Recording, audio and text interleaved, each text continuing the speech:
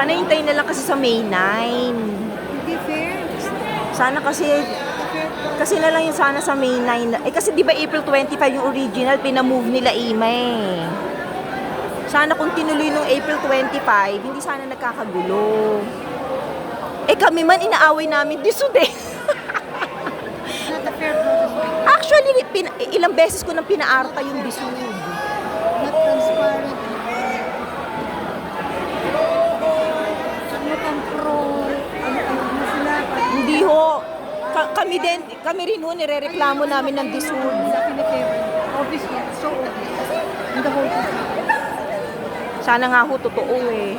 Di nyo lang alam kung ilang drum na luha na niluha ako dito for the past 5 years. From the get-go, my dear. Kaya yun. Hintayin na lang kasi natin sa May 9, yung yung mga DSUD official, yung mga executives, yung mga USEC ang pupunta.